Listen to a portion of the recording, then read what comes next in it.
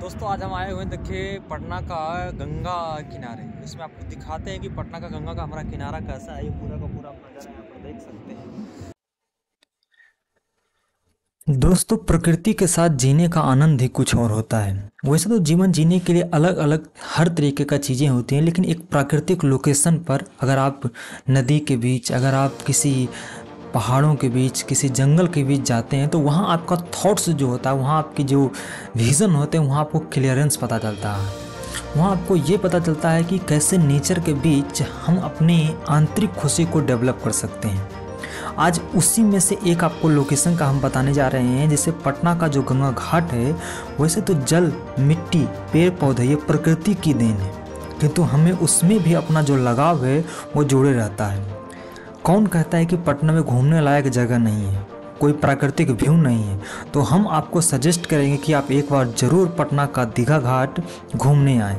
और अब आप नदी के किनारे जब होते हैं, अकेले होते हैं, तो बस आपका जो अपनापन है नेचर के प्रति और आंतरिक खुशी जो है वो काफ़ी बढ़ जाता है। और हम इस फीलिंग्स को जो है वो शब्दों में बयान नहीं कर सकते हैं, ये किस तरीके की चीज़ें होती है। और उन्हीं में से कहना है कि जैसे आकाश की कोई सीमा नहीं होती, धरती का कोई तोल नहीं होता, ठीक उसी प्रकार से मनुष्य की सोच की भी कोई सीमा नहीं होती। तो आप अपने लिमिट को क्रॉस करके प्रकृति के बीच, अपने अगल बगल की चीज़ों के बीच आप घूमिए, आप उन चीज़ों को एक्सप्लोर करिए और देखिए किस तरीके से हमारे जीवन में धीरे धीरे करके बदलाव आता है। और इस बदलाव के द्वारा जो होता है अपने जीवन को कहीं ना कहीं आगे लेके जाते हैं। इस प्रकृति के बीच जब हम जाते हैं तो कहीं ना कहीं हमारा जो थॉट्स होता है, हमारा जो हैप्पीनेस का लेवल होता है, हमारा जो विज़न होता है, हमारा जो सोचने का तरीका होता है, वो कहीं ना कहीं डिफरेंट होता है नॉर्मल लाइफ से। और इसी चीज़ को एक्सप्लोर करने के लिए, इसी चीज़ को खोजने के लिए जो है हमारे परंपराओं में ये चीज़ें शामिल थी, हमारे कल्चर में ये चीज़ें शामिल थी कि आदमी डिवोशन के साथ जो है इन चीज़ों को करता था और अपने जीवन को कहीं ना कहीं आगे लेके जाता था। हम भी इन चीज़ों को लेके, हम इन चीज़ों को एक्सप्लोर करके आपको इन्हीं चीज़ों को हम दिखा रहे हैं। ये सारा का सारा जो आपको दृश्य दिख रहा है ये पटना का लोकेशन से, और इस पटना के लोकेशन में आपको इस तरीके का व्यू दिखता है।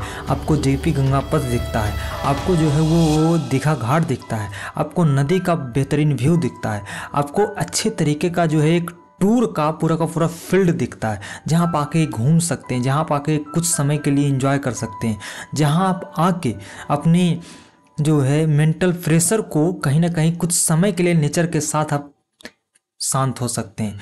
इन चीज़ों को एक्सप्लोर करने के लिए आप यहाँ पटना के गंगा घाट, दीघा घाट के पास आ सकते हैं। आज आप इन्हीं चीज़ों को देखें।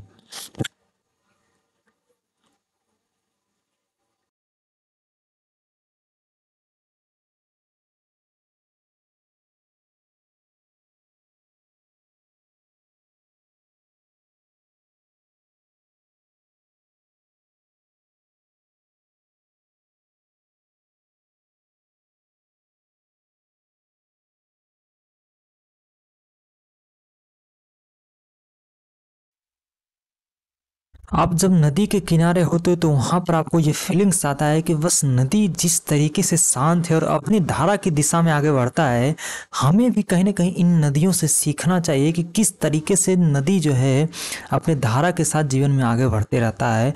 और हम अपने जीवन में भी इन्हीं थॉट्स को लेकर, इन्हीं चीज़ों को सोचते हुए अपने जीवन में आगे बढ़ना चाहिए और गेन करना चाहिए। आप नदी की सीमा को देख के दूर दूर तक आपको कहीं ना कहीं प्रकृति का एक साफ नज़ारा दिखता है।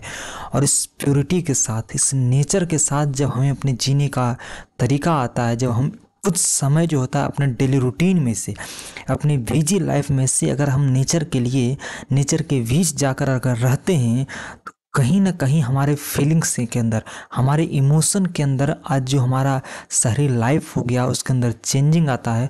और यहाँ पर आप देखिए जेपी सेतु के अगल बगल किस टाइप से गंगा जी का जो नज़ारा है वो दूर दूर तक आप देखिए सिर्फ अनलिमिटेड दिखता है, लिमिटलेस दिखता है।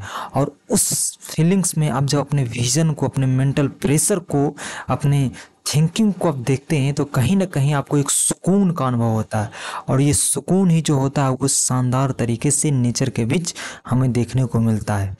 और आप यहाँ पर देखिए किस तरीके से जो है साइंस और प्रकृति दोनों का ये संगम है, जेपी गंगापथ और गंगा जी का नज़ारा, ये आपको बेहतरीन तरीके से देखने को यहाँ मिलता है।